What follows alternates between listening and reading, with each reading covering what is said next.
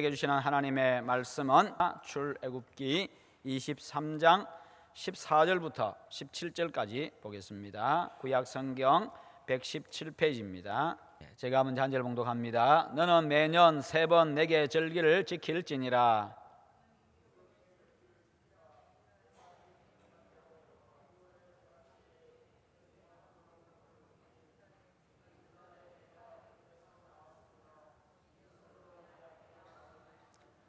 맥추절을 지키라. 이는 내가 수고하여 밭에 뿌린 것에 첫 열매를 거두미니라. 수장절을 지키라. 이는 내가 수고하여 이룬 것을 연말에 밭에서부터 거두어 저장함이니라. 내 모든 남자는 매년 3번씩 주 여호와께 보일지니라. 아멘. 네, 오늘 말씀의 제목 같이 한번 읽어봅니다. 맥추절, 그 의미와 복. 아멘. 네, 오늘은 지난 전반기 동안 베풀어 주신 하나님의 은혜를 생각하면서 감사하는 맥추 감사절입니다. 맥추절을 통해서 하나님께 대한 이 감사의 삶을 회복하시고 매일매일 감사하는 삶을 살아가는 여러분 되시기를 축원합니다. 그런 여러분에게 날마다 하나님의 풍성하신 은혜가 임하기를 바랍니다. 매년 맥추 감사절을 지키면서 여러분들은 어떤 마음을 가지고 지키고 계십니까? 하나님께서는 왜 우리에게 맥추절을 지키라 그렇게 말씀하셨을까요? 오늘 말씀을 통해서 맥추절의 의미, 그리고 맥추절을 지키는 자가 누리는 복에 대해서 함께 생각하고 은혜를 나누고자 합니다. 하나님께서는 1년에 3번 무교절과 맥추절과 수장절을 지키라 그렇게 명령하셨는데요, 그 중에 맥추절은 농사를 지어가지고 그 해의 첫 열매를 하나님 앞에 올려드리면서 감사하는 절기입니다. 이날은 6월절 다음 날로부터 계산해 가지고 50일째 되는 날입니다. 그래서 오순절이라고도 말하기도 합니다. 이날은 하나님의 구원 역사에서 아주 의미가 있는 2가지 사건이 있었던 날입니다. 첫째는 바로 십계명을 주신 날, 또 우리는 십계명을 받은 날입니다. 이스라엘 민족이 출애굽해 가지고 50일째 되는 날에 시내산에서 모세가 하나님으로부터 십계명을 받았습니다. 그러므로 이 맥추절은요, 하나님이 이스라엘 백성들에게 택함 받은 백성으로서 살아가는 자세와 방법을 가르쳐 주신 날이기도 합니다. 두 번째는 오순절날 성령께서 강림하신 날입니다. 오순절 성령 강림 사건은 초대교회가 탄생하는 바로 그와 같은 날이 되었습니다. 그러므로 맥추감사절은요, 바로 교회가 처음 탄생한 날이기도 합니다. 맥추절은 이와 같이 깊은 의미가 있는 절기입니다. 이제 처음이죠. 처음으로 계명을 받았고, 그리고 처음으로 교회가 탄생을 했고, 첫 열매를 하나님 앞에 올려드리고, 바로 이와 같이 시작이 되는 그런 절기입니다. 그러므로 맥추절을 지키면서 하나님의 백성다운 삶이 어떤 것인지를 생각해야 되고요, 하나님의 말씀 따라 살기로 우리는 결단을 해야 합니다. 그동안 내 욕심과 내 계획과 그리고 내 생각대로 살았던 내 삶의 변화들이 일어나야 합니다. 즉 하나님 중심의 삶으로, 성경 중심의 삶으로 우리의 삶이 전환이 되어져 가야 합니다. 또한 맥추절은요, 성령께서 강림하신 날이기 때문에 우리 역시도 성령의 인도와 다스림을 받는 성령 충만한 사람이 되어야 하는 것입니다. 그러므로 성령 충만을 위해서 기도하는 여러분 되시기를 축원합니다. 성령께서 여러분들의 심령 가운데 감동 주시는 대로 그대로 순종하는 그런 성령 충만한 사람이 되시기를 바랍니다. 그리고 신약 교회가 탄생한 날이기 때문에 맥추절을 지키면서 교회의 의미도 생각을 해야 합니다. 교회가 무엇인지, 하나님으로부터 부름받은 자들, 택함받은 자들, 구원받은 자들이 모여서 하나님 앞에 예배하는 곳이 교회입니다. 구원받은 하나님의 백성들이 함께 모여서 하나님 앞에 예배하고 하나님으로부터 말씀을 받고 힘을 받고 은혜를 받고 그 힘을 가지고 또 세상을 향해서 또 파송을 받는 곳이 교회입니다. 그러므로 세상을 향해 나가서는 또 하나님의 영광 위해서, 하나님의 기쁨을 위해서 살아가고, 하나님의 택함받은 백성으로서의 삶을 세상 속에 살아가고, 세상에서 선한 영향력을 미치고 세상을 이끌어가고 변화시키고 살리는 자로 그렇게 살아가고, 그렇게 하다가 또 다시 함께 모여서 또 하나님 앞에 영광과 승리의 예배를 또 올려드리고, 그러면서 감동하고 감격하고 기뻐하고 주님과 동행하는 삶을 살아가는 것, 이게 바로 교회입니다. 이게 바로 여러분들입니다. 바로 성도들이라는 것이지요. 교회를 사랑하고 또 교회의 사명을 생각하는 그런 기회로 삼아야 합니다. 그래서 우리 교회를 하나님께서 처음 만드신 교회의 모습, 하나님께서 원래 의도하셨던 그 교회의 모습을 회복하고 그렇게 교회를 세워가고 교회의 본질적 사명에 충실한 그런 교회를 함께 만들어 가시기를 축원합니다.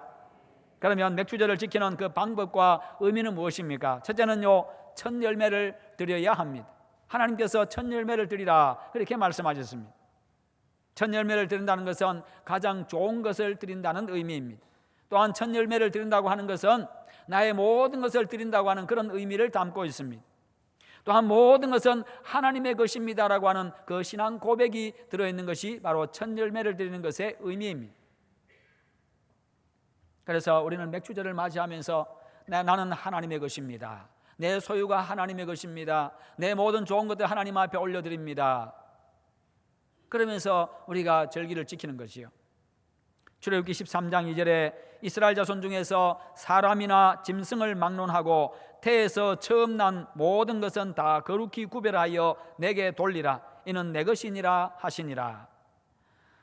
잠언 3장 9절과 10절에 내 재물과 내 소산물의 처음 익은 열매로 여호와를 공경하라. 그리하면 내 창고가 가득히 차고 내 포도즙 틀에 새 포도즙이 넘치리라. 이렇게 말씀하셨고 또 약속하셨습니다. 이스라엘 백성들은요 40년 동안 광야 생활을 했습니다. 광야 생활은 하나님께 전적으로 의지해야만 되는 그런 생활입니다. 광야는요 위험한 곳입니다. 낮에는 뜨거운 태양 때문에 그냥 존재할 수가 없습니다. 오랜 시간 버틸 수가 없는 곳입니다. 밤에는 추위 때문에 견딜 수 없는 곳입니다. 뿐만 아니라 이 광야는요 먹을 것이 없는 곳입니다. 마실 물도 없는 곳입니다. 그러므로 하나님을 바라보지 않고는, 하늘을 쳐다보지 아니하고는, 하나님께서 은혜를 베풀지 아니하고는 살 수 없는 곳이 바로 광야입니다. 그래서 광야 생활은요 전적으로 하나님을 의지해야 되는 생활입니다. 마찬가지로 오늘 우리는 광야와 같은 세상을 살아가고 있습니다. 그러므로 우리 역시도 전적으로 하나님을 의지하는 삶을 살아가야 합니다. 하나님의 은혜를 사모하고 내가 하나님의 은혜를 입어야만, 하나님의 은혜 속에만, 내가 은혜 속에서만 내가 살아갈 수 있습니다라고 그렇게 고백하고 그렇게 믿고 의지하고 살아가야 하는 겁니다. 또한 하나님께서 내려주시는 양식을 받아 먹고 사는 은혜의 생활이 바로 광야 생활이었습니다. 매일매일 그들은 하나님의 놀라운 역사를 경험했지요. 매일 살아계신 하나님을 그들은 만났습니다. 그리고 광야 생활을 마치고 이스라엘 백성들이 요단강을 건너가지고 약속의 땅 가나안에 들어갔습니다. 바로 그리고 들어가자 하나님께서는 그곳에서 농사를 지으라고 하셨지요. 그래서 그들은 땅을 개간하고 씨를 뿌렸습니다. 농사를 지었습니다. 그리고 때가 되자 첫 열매를 거두게 된 겁니다. 이스라엘 백성들은 첫 수확의 기쁨과 영광을 하나님께 돌리면서 기뻐했습니다. 그리고 그 첫 열매를 하나님께 올려드린 것이 바로 맥추 감사절의 첫 모습입니다. 그들이 곡식을 수확해 가지고 먹은 다음 날에 가나안 땅에서 농사를 지어서 그들이 지은 그 농사, 그 곡식의 열매를 먹은 그 다음 날부터 만나가 그쳤습니다. 하늘 양식 만나가 그쳤습니다. 그러니까요 가나안 땅에 가서도 일정 기간 동안 하나님께서 만나를 내려주신 겁니다. 그래서 그들이 이제 가나안 땅의 곡식을 먹기 시작한 그 다음 날부터 만나를 이제 그치신 것이지요. 이제는 그들이 농사지은 가나안 땅에 그 소산을 가지고 먹고 살게 되었습니다. 광야에서 하늘의 양식으로 먹여 살린 것도 하나님의 은혜요, 가나안 땅에 들어가게 하신 것도 하나님의 은혜요, 그곳에서 농사를 지어서 수확을 해서 그것을 가지고 먹고 살게 되어진 것도 하나님의 은혜였습니다. 그래서 곡식의 첫 열매를 드리는 것은 이 모든 것이 바로 하나님의 은혜입니다. 이 모든 것이 바로 하나님의 것입니다. 그렇게 인정하고 고백하는 것이 바로 맥추감사절이었던 것입니다. 그러므로 지금까지 우리가 광야와 같은 생활 속에서, 세상 속에서 살아온 것도 하나님의 은혜였음을 인정하고 고백하고 감사하는 그런 맥추감사절 되시기를 축원합니다. 그리고 우리의 모든 소유가 하나님의 것이라는 그 고백과 믿음으로 하나님을 기쁘시게 하고 하나님께 영광을 돌리는 그런 여러분의 삶이 되시기를 축원합니다. 두 번째는요, 감사함으로 드려야 된다는 것입니다. 감사함으로 드려야 합니다. 하나님께 드리는 것 중에 감사가 따르지 아니하면 그 어떤 것을 하나님께 올려드린다 할지라도 하나님은 받으시지 않을 뿐만 아니라 기뻐하시지도 않습니다. 이사야 1장 11절부터 13절에 여호와께서 말씀하시되 너희의 무수한 재물이 내게 무엇이 유익하뇨? 나는 순양의 번제와 살찐 짐승의 기름에 배불렀고 나는 수송아지나 어린 양의 순념소의 피를 기뻐하지 아니하노라. 너희가 내 앞에 보이러 오니 이것을 누가 너희에게 요구하였느냐? 내 마당만 밟을 뿐이니라. 헛된 재물을 다시 가져오지 말라. 분향은 내가 가증히 여기는 바요, 월삭과 안식일과 대회로 모이는 것도 그러하니 성회와 아울러 악을 행하는 것을 내가 견디지 못하겠노라. 이스라엘 백성들이 하나님 앞에 늘 절기를 잘 지켰습니다. 예배를, 제사를 잘 올려드렸습니다. 항상 하나님 명하신 대로 그냥 그대로 다 행했습니다. 빠지지 않고 했습니다. 제물을 올려드렸습니다. 그런데 하나님이 오히려 지금 야단치고 계십니다. 내가 그것에 이미 배불렀다, 그 가져와야 나한테 소용이 없다라고 이야기합니다. 너희들이 늘 가져오는 그것이 나에게 소용이 없다. 왜냐하면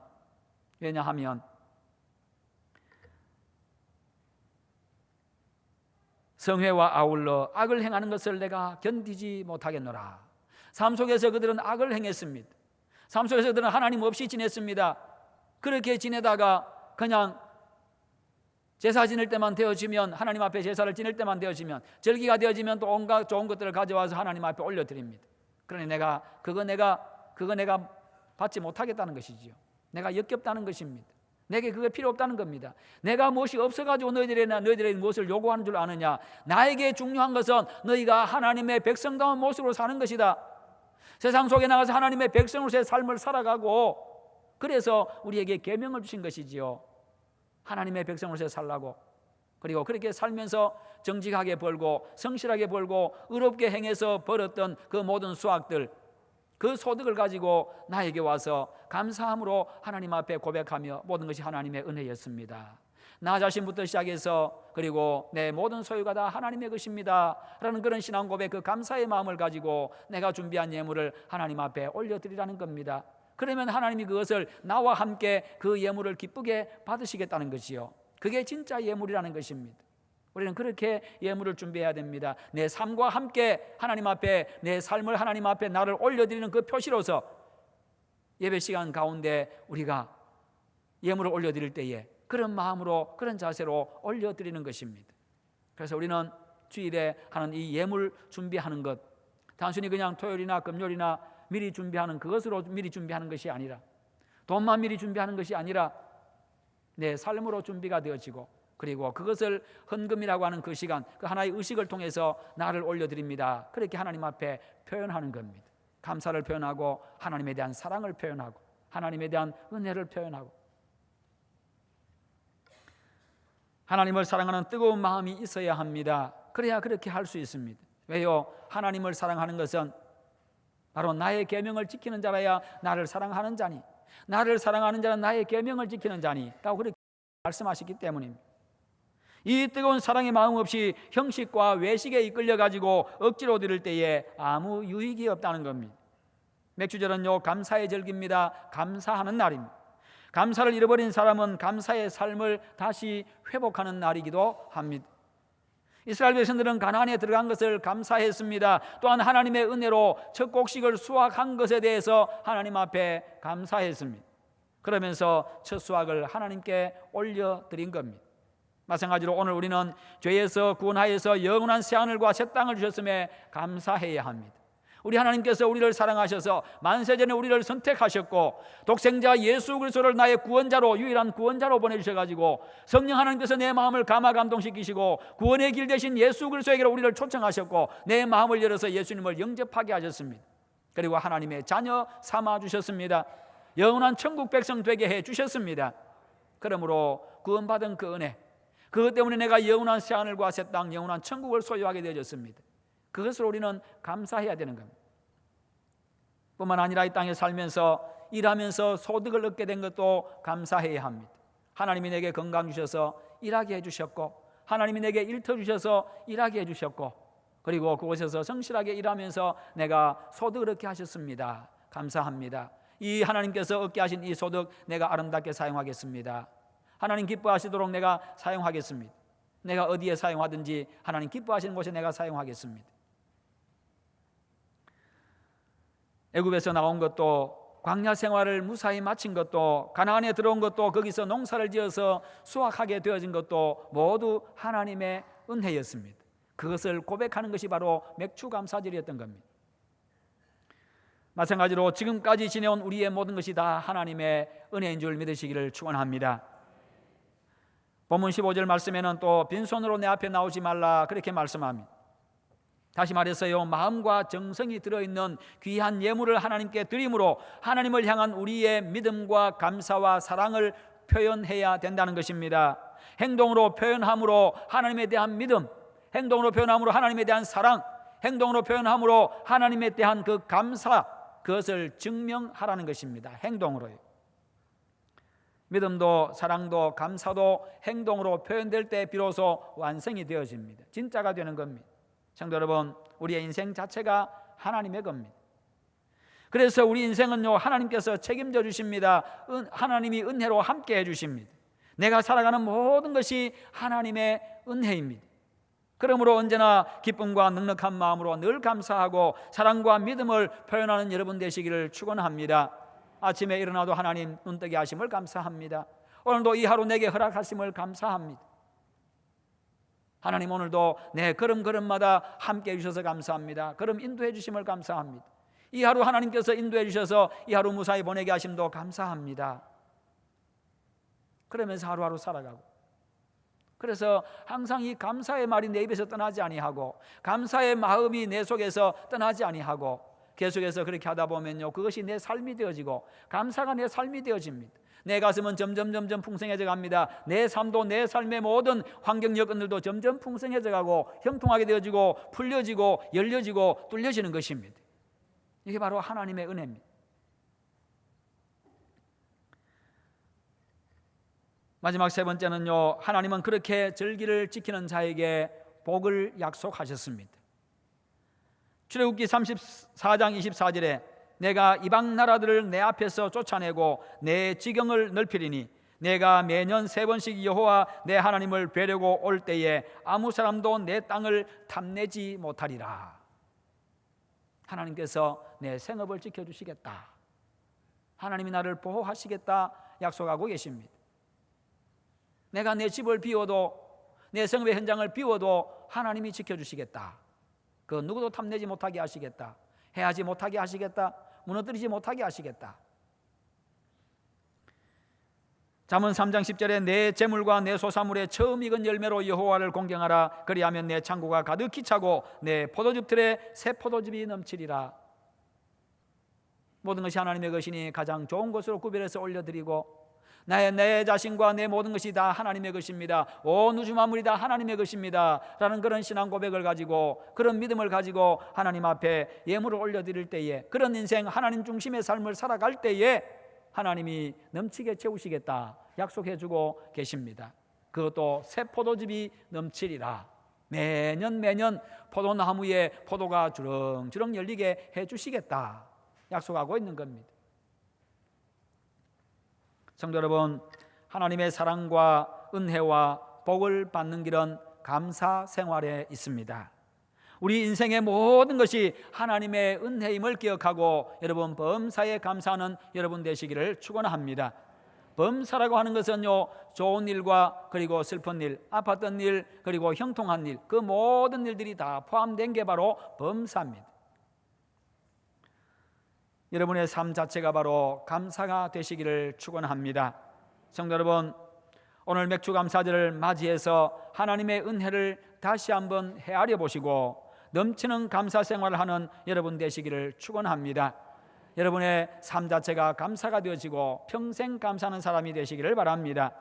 골로새서 3장 15절에 그리스도의 평강이 너희 마음을 주장하게 하라. 너희는 평강을 위하여 너희가 한 몸으로 부르심을 받았나니 너희는 또한 감사하는 자가 되라.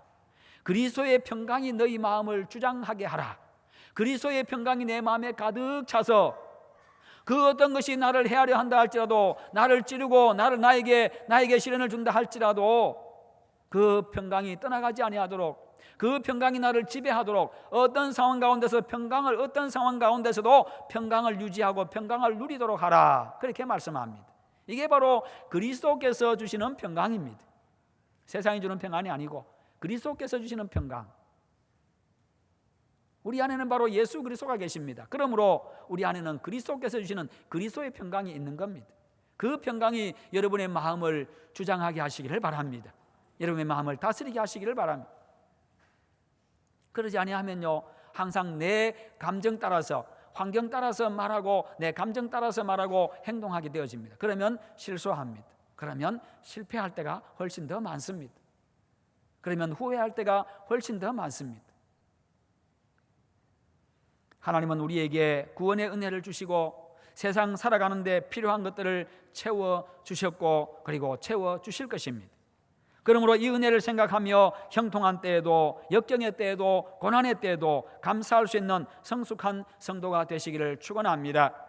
형통한 때, 역경의 때, 고난의 때, 이럴 때도 우리가 감사할 수 있는 것은 하나님은 우리에게 약속하셨습니다. 로마서 8장 28절에 하나님을 사랑하는 자 곧 그 뜻대로 부르심을 입은 자들에게는 모든 것이 합력하여 선을 이루느니라. 모든 것이 합력해서 내게 선이 되게 하시는 분이기 때문에, 그리고 나에게 지금 고난이 있지만, 역경이 있지만 그 고난 속에, 그 역경 속에 있는 나를 향한 하나님의 사랑의 마음, 나를 향한 하나님의 그 사랑의 손길, 그것을 우리가 믿음의 눈으로 볼 수만 있다면 감사하게 되는 것입니다. 그런 성숙한 여러분 되시기를 축원합니다. 왜 나만 겪는 고난이냐고 불평하지 마세요. 고난의 뒤편에 있는 주님이 주실 축복 미리 보면서 감사하세요. 왜 이런 슬픔 찾아왔는지 원망하지 마세요. 당신이 잃은 것보다 주님께 받은 축복 더욱 많음에 감사하세요. 우리 찬양 좋아하잖아요. 고난이 있어도, 슬픔이 있어도, 그러나 그 속에 나를 향한 하나님의 진한 사랑이 있기 때문에,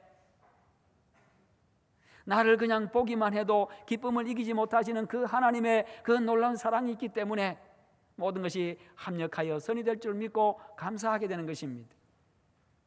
우리는 그거 믿고 살아가는 사람들 얼마나 멋있어요. 고난의 때에도, 역경의 때에도, 형통할 때도 기뻐하고 감사하고, 정말 근사한 삶이잖아요. 정말 멋있는 삶이잖아요. 정말 누구든지 정말 천사도 흠모할 만한 그런 삶이잖아요. 우리는 그렇게 모든 감정, 환경, 모든 처지를 다 뛰어넘어서 그것을 초월해서 그것을 누리며 살아가는 하나님의 백성들, 그리스도인들입니다. 바바라 존슨이라고 하는 주부가 있었습니다. 모자에 제라늄 꽃을 꽂고 행복하게 살아라 라는 그 책을 적은 저자입니다. 모자에 제라늄 꽃을 꽂고 행복하게 살아라. 평범한 주부였습니다. 그러나 아주 어려운 일을 겪고 난 다음에 아주 유명한 사람이 되어졌는데요, 바바라 존슨은 남편과 4아들을 두었던 사람입니다. 그런데 그의 가정에 불행이 닥쳐오기를 시작합니다. 남편이 집으로 돌아오는 길에 교통사고로 식물인간이 되고 말았습니다. 의식을 회복하지를 못합니다. 첫째 아들은 음주운전하는 그 차에 치여가지고 죽고 말았습니다. 둘째 아들은 동성연애에 빠져가지고 가출했습니다. 셋째 아들은 18살에 월남전쟁에 자원에서 입대했다가 전사하고 말았습니다. 막내 아들 하나만 남았습니다. 하나님, 왜 나에게 이런 시련 주십니까? 왜 내 가정에, 우리 가정에 이런 일들만 주십니까? 원망과 불평, 정말 견딜 수 없는 그 아픔, 얼마나 힘들고 얼마나 절망적이었겠습니까? 그러면서요, 하나님을 원망하고 세상을 원망하고 자신을 원망하면서 신세한탄하면서 그렇게 살았습니다.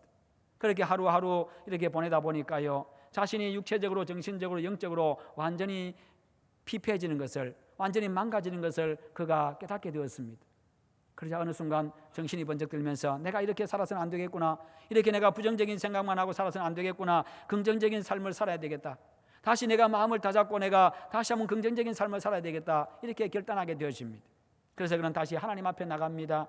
하나님이 내 생명의 주인이심을 내가 믿습니다. 하나님이 내 삶의 주관자임을 내가 믿습니다. 그렇게 고백하고, 그렇게 내가 살지 못했으며 지금까지 내가 주인 되어서 살았던 그것에 대해서 회개했습니다. 하나님, 내 남은 생에 이제 하나님 앞에 맡깁니다. 하나님 감사합니다. 여러분, 그런 상황에서 뭐가 감사할 게 있겠어요? 어떻게 감사가 나오겠습니까? 그런데도 그는요, 하나님께 감사하고 또 감사했습니다. 시간만 나면 그냥 예배당에 가서 또 하나님 앞에 감사의 기도를 올렸습니다. 그런데 그때부터 그의 인생에 놀라운 일들이 일어나기를 시작합니다. 식물인간이었던 그 남편이 의식을 회복하고 일어나게 되었습니다. 그러자 그는 하나님께 더 감사하게 되었고, 하나님께서 내게 생명을 주셨으니 나도 뭔가 좋은 일을 해야 되겠구나, 나보다 더 불행한 사람들에게 내가 좋은 일을 해야지, 그런 마음을 가졌습니다. 그래서 먼저 재난을 당해서 시리에 빠진 부모님들을 돕기를 시작했습니다. 당시에 미국에는요, 베트남 전쟁으로 전사한 젊은이들이 엄청 많았습니다. 그래서 그 부모들을 찾아서 위로하고 격려해주고 기도해주고, 주변에 있는 사람들을 찾아다니면서 위로합니다. 교통사고로 자식을 잃은 부모들에게 전화로서 위로해주고 편지를 보내주고, 자기가 똑같은 아픔을 겪었기 때문에 그들이 얼마나 힘들어하는지 아파하는지를 알았기 때문에 그들을 위로해 줍니다. 자기가 먼저 당했기 때문에 그들에게 위로가 되었겠지요. 더 나아가서 이들을 도와주는 그룹도 만들고 선교회도 조직을 했습니다. 그는 남을 돕는 일로 아주 바빠지게 되었습니다. 하나님께서 용기를 주시고 희망과 능력을 주셔가지고 라디오 프로그램에 텔레비전에 그리고 출판계에 유명한 인사가 되었습니다. 강사로 초청받았습니다. 여성계 지도자가 되어가지고 재난을 당한 사람들에게 위로와 용기를 주는 그런 엄청난 영향력을 발휘하는 주부가 된 것입니다. 그러던 어느 날에 동성애에 빠져가지고 가출했던 또 아들이 회복되어서 돌아왔습니다. 아들이 또 둘째 아들이 회복되어졌습니다. 그리고 그가 쓴 책 모자에 제라늄 꽃을 꽂고 행복하게 살아라, 즐겁게 살아라, 그 책은 베스트셀러가 되었습니다. 그는 범사에 감사하는 생활을 통해 가지고 모질게도 불행했던, 모질게도 아팠던 자신의 생애를 보람있는 생애로, 성공적인 생애로 바꾸어 놓았습니다. 하나님이 그렇게 해주신 것입니다. 절망적인 상황에서도 고개를 들어서 하늘을 쳐다보았기 때문에 그럴 수 있었고요, 인생의 주인 되신 하나님을 믿었고 감사하고 또 감사했을 때 그의 인생이 완전히 바뀌고 말았습니다. 불행한 인생이 행복한 인생으로 바뀐 것입니다. 눈물 흘리던 그 인생이요, 웃는 인생으로 바뀌어진 것입니다. 절망에서 주저앉아 있던 그의 인생이요, 춤추는 인생으로 바뀌어진 것입니다. 남을 도와주는 존경받는 여성계의 지도자가 되었습니다. 감사의 힘이 이토록 위대합니다. 여러분, 이 여인만 이럴 수 있습니까? 아닙니다. 누구나 그럴 수 있습니다. 누구나 하나님의 은혜를 생각하고 감사하고 범사에 감사하는 삶을 살아가면요, 그에게도 동일하게 감사의 위대한 능력이 나타납니다. 하나님은 그와 함께 하셨던 하나님은 오늘 여러분과도 함께 하시기 때문입니다.